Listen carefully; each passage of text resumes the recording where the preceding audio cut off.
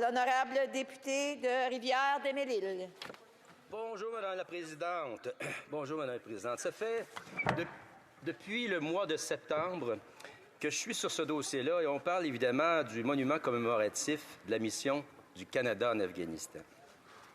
J'ai même eu le bonheur de poser une première question au mois de septembre lors de la première semaine où nous étions en Chambre, lors de la rentrée parlementaire, évidemment. Mais depuis ce temps-là, il s'en est passé des choses, et c'est à toutes les semaines qu'on découvre de nouveaux éléments. Et je peux vous dire que le Bloc ne lâche pas le morceau et le Bloc ne lâchera pas le morceau dans cette terrible injustice. Alors, aujourd'hui, je suis là, moi, pour essayer de tenter de faire la lumière sur ce qui s'est réellement passé et exiger qu'une terrible injustice soit réparée. Pour ceux et celles qui n'ont absolument pas d'idée de quoi il est question ici, laissez-moi vous faire un bref résumé. Le gouvernement a organisé un concours d'art public pour la conception du monument de la mission en Afghanistan. Il y a eu des appels d'offres. Le gouvernement a mis sur pied un jury d'experts pour choisir qui serait l'équipe gagnante de ce concours. Les membres du jury d'experts, et on parle vraiment d'experts internationaux, après avoir investi des centaines d'heures, ont décidé unanimement que l'équipe gagnante, c'était celle qui était composée de la firme d'architectes Daou, Lestage, Lisotte, Schechter, avec l'artiste Luca Fortin et Mme Louise Arbour à titre d'aviseur. Cette équipe, vous l'avez compris, c'est une équipe du Québec. Mais à la grande surprise de tout le monde, finalement, le gouvernement a décidé d'écarter la décision du jury et de donner le contrat à une autre équipe venant de l'Alberta et de l'Ontario. Un petit contrat comme ça de 3 millions de dollars. Ensemble, on va retourner dans le temps, si vous le voulez bien, pour bien comprendre tout ce qui s'est passé, le quand c'est arrivé, le qu'est-ce qui est arrivé. La mission de guerre en Afghanistan s'est étalée pour nous de 2001 à 2014. Elle incluait les forces armées canadiennes, évidemment, des forces de police, des fonctionnaires et des civils. Au mois d'août 2019, le ministre des Anciens combattants, ainsi que le ministre du Patrimoine canadien et du multiculturalisme, lance une première étape du concours qu'on appelle l'appel d'offres. En août 2020, il y a dévoilement des 5 équipes finalistes du concours qui vont élaborer des propositions conceptuelles pour le dit monument. On avance un tout petit peu dans le temps. Nous sommes à la fin mai. Fin mai, début juin, le gouvernement organise un sondage en ligne ouvert au public pour récolter les commentaires sur les 5 projets, les 5 concepts qui sont sur la table. Citation du communiqué du gouvernement. Le jury prendra leurs commentaires en considération au moment de sélectionner le design gagnant et l'annonce sera faite cet automne. Jusqu'ici, ça semble être fait dans les règles de l'art. On n'a rien à dire. Les vétérans, leurs familles, la population canadienne sont consultés avant le concours et pendant le concours. Les volontés et les préoccupations des vétérans ont été implantées dans les règlements du concours pour que le jury en tienne compte dans sa décision libre et éclairée. C'est clair, c'est le jury d'experts qui va choisir le meilleur projet et il prendra aussi en considération les résultats du sondage ainsi que les commentaires d'un comité technique. La valeur du jury était de 70 comité technique 30 Le sondage, c'est une vidéo de 90 secondes avec quelques images de chacun des projets. Encore une fois, jusqu'à maintenant, rien à redire. Même que le gouvernement a pris les précautions pour garantir l'égalité des voix dans le concept du sondage. Dans un courriel du ministère des Anciens combattants daté du 17 novembre 2021, à propos du sondage, on peut lire « Dès le départ, les consultations sur le monument commémoratif national de la mission du Canada en Afghanistan se sont voulues larges, mais non préférentielles. Toutes les voix et opinions sont considérées comme égales. Il serait tout à fait irrégulier que le processus d'enquête donne plus de voix, plus de poids à la voix d'un groupe qu'à un autre. Et un tel traitement préférentiel n'a jamais été discuté à aucun moment dans l'élaboration du projet. On avance un peu. Nous sommes rendus en novembre 2021. Le ministère du Patrimoine canadien et anciens combattants sont informés de la décision unanime du jury. Le jury d'experts décide que c'est l'équipe d'Aou qui a gagné le concours. Et ça ne fait aucun doute, ils sont sortis de là avec une décision, c'est l'équipe d'Aou qui est l'équipe gagnante. Encore une fois, c'est un jury d'experts constitué de 7 membres provenant d'un peu partout à travers le Canada, incluant 4 personnes qui ont connu de près ou de loin l'Afghanistan. L'équipe d'Aou et les membres du jury l'apprennent 2 heures seulement avant la conférence de presse du 19 juin 2023. 2 heures avant la conférence de presse, l'équipe gagnante apprend qu'elle ne sera finalement pas gagnante et que le monument gagnant sera celui d'une autre équipe qui faisait partie des 5 finalistes. Qu'est-ce qui s'est passé entre le mois de novembre 2021 et juin 2023 pour que le gouvernement décide de renverser la décision du jury? Une petite gorgée d'eau, Madame la Présidente.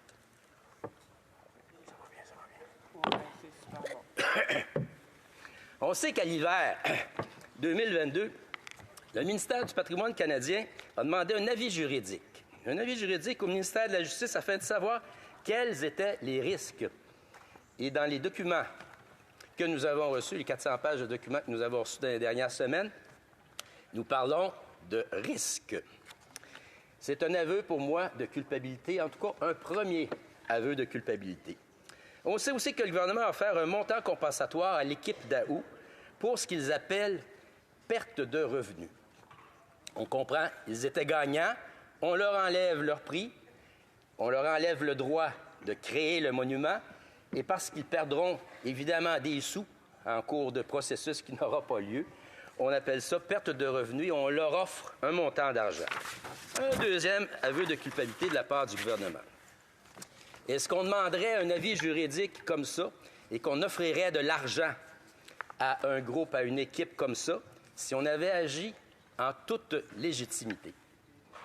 La réponse est assez simple, il me semble. Dans les règlements du concours, on peut lire « Le ministère du Patrimoine canadien, en sa qualité de ministre responsable des monuments commémoratifs sur les terrains fédéraux, ainsi que le ministre des Anciens combattants, seront conjointement responsables d'endosser le concept que le jury aura choisi. »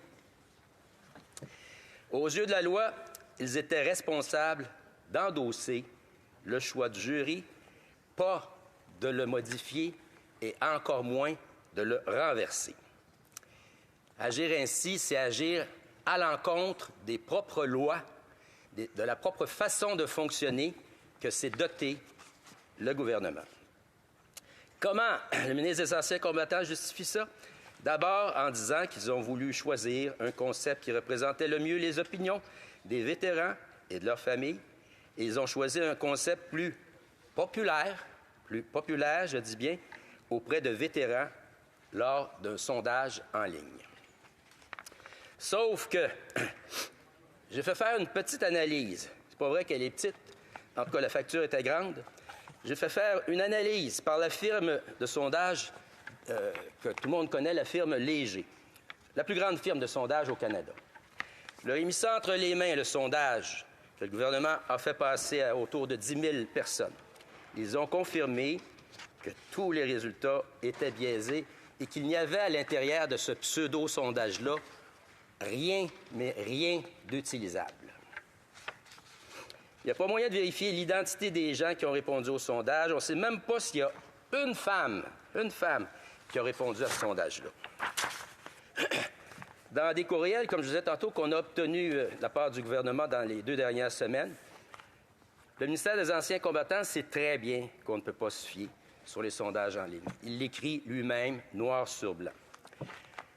Je vous cite une partie. Le sondage a été conçu dans le but de recueillir des données globales et non des résultats segmentés. Les données démographiques ne peuvent pas être clairement séparées. Certains répondants se sont identifiés comme appartenant à plusieurs catégories. Par exemple, un militaire, un membre de la famille, un membre du public. OK. Donc, ici, on comprend bien que le sondage ne représente pas, mais absolument pas, ce que les vétérans pensent vraiment. Qu'il ne représente pas grand-chose, dans le fond, à l'inverse de ce qu'a avancé l'actuel ministre des Anciens combattants, et ce, à plusieurs reprises.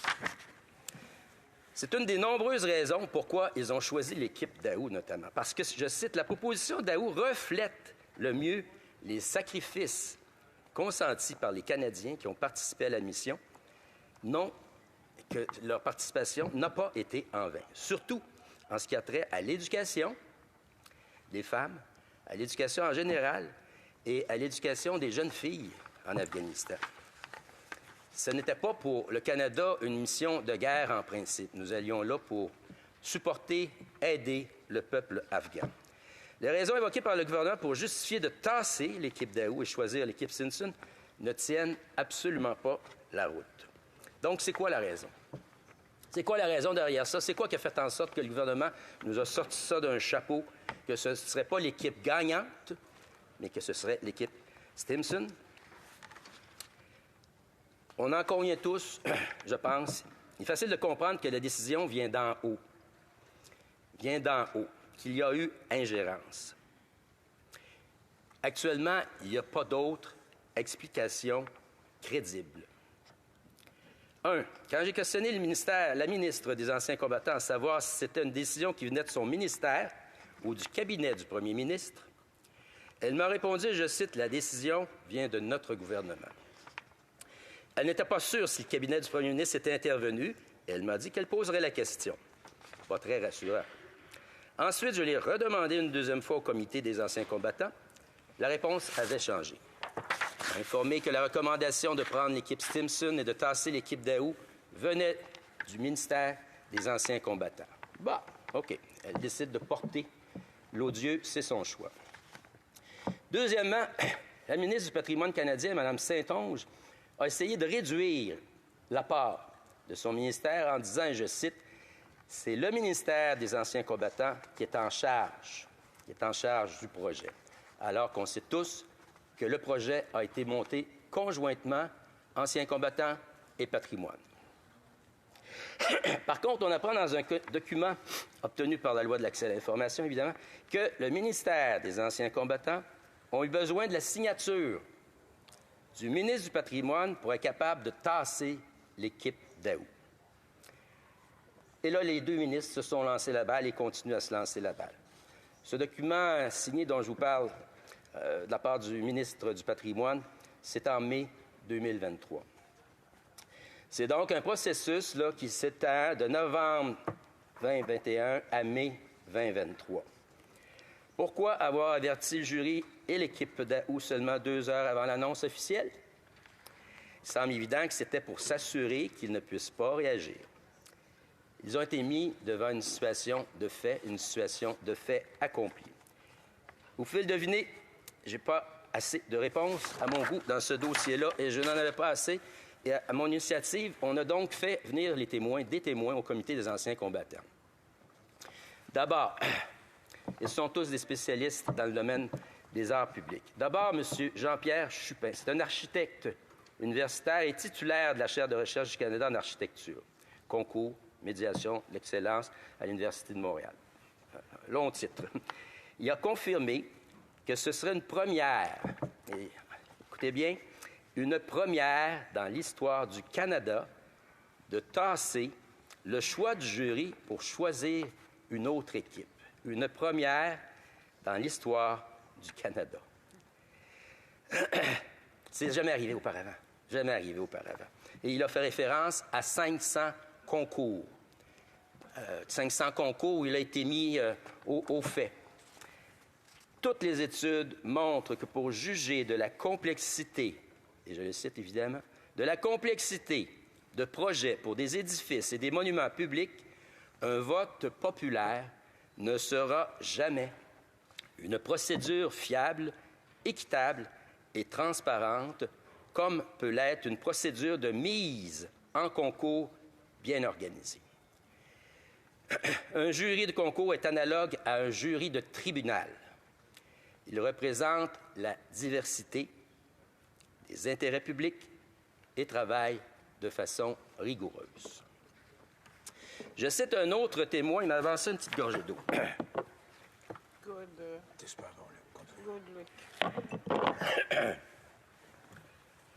Un autre témoin du nom de François Lemoine, un avocat spécialisé en droit de l'art et du patrimoine et président de l'Association littéraire artistique internationale. Une sommité en ce qui a trait au droit d'auteur, à tout ce qui peut avoir un lien avec l'art et les édifices patrimoniaux. Il dit « Le gouvernement, en vertu des règlements de ce concours, n'avait tout simplement pas la discrétion d'octroyer le contrat à une équipe qui n'avait pas été sélectionnée. C'est le jury qui est décisionnel, pas un ministre, pas un premier ministre. Si effectivement le retrait de l'Afghanistan à l'été 2021 changeait la donne, ce que le gouvernement, ce que la ministre des Anciens combattants prétendait, il y avait juste un choix, c'était d'annuler.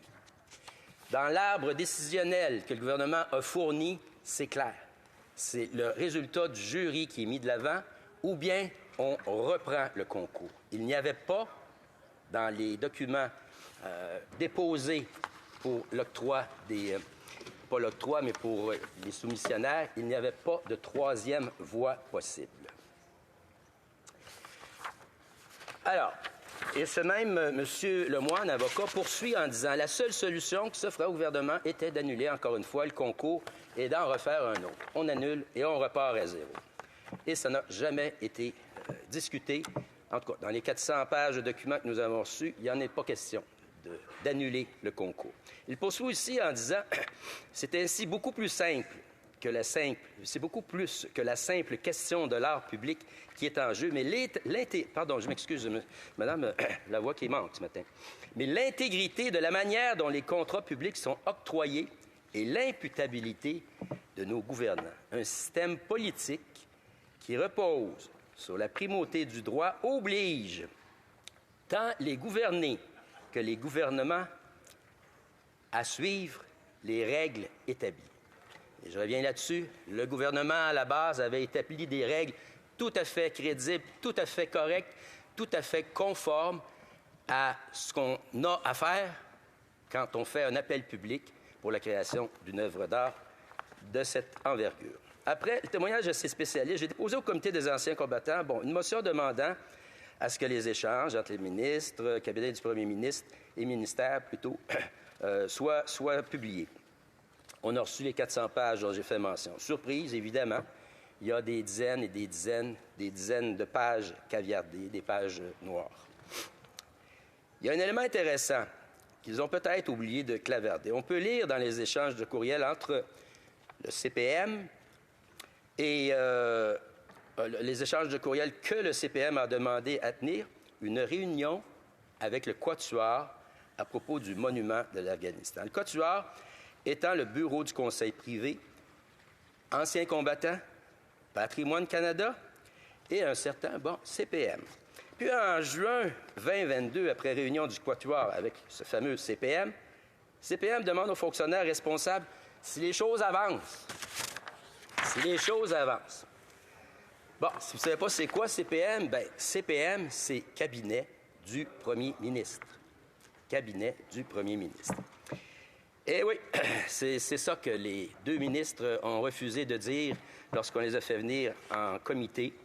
Le cabinet du Premier ministre a été impliqué et on a la preuve écrite dans 2 des documents qui nous ont été fournis. Le Premier ministre est intervenu dans le processus. Il a convoqué une réunion sur le monument, puis ensuite mis de la pression sur les ministères, les 2 ministères, pour savoir comment les choses avançaient. Pourquoi les ministres ont-ils essayé de cacher la gérance du cabinet du Premier ministre? Est-ce que c'est parce que la décision d'écarter l'équipe Daou et de donner le contrat à l'équipe Simpson vient du bureau du Premier ministre? C'est ce que les documents suggèrent, en tout cas. En tout cas, les documents non caviardés. Monsieur le Président, beaucoup de questions sont toujours sans réponse, mais la principale, selon moi, est pourquoi le cabinet du Premier ministre a décidé d'intervenir dans ce concours. Pourquoi le gouvernement nous a menti en disant qu'ils ont choisi de donner davantage d'importance aux sondages à cause de la situation en Afghanistan?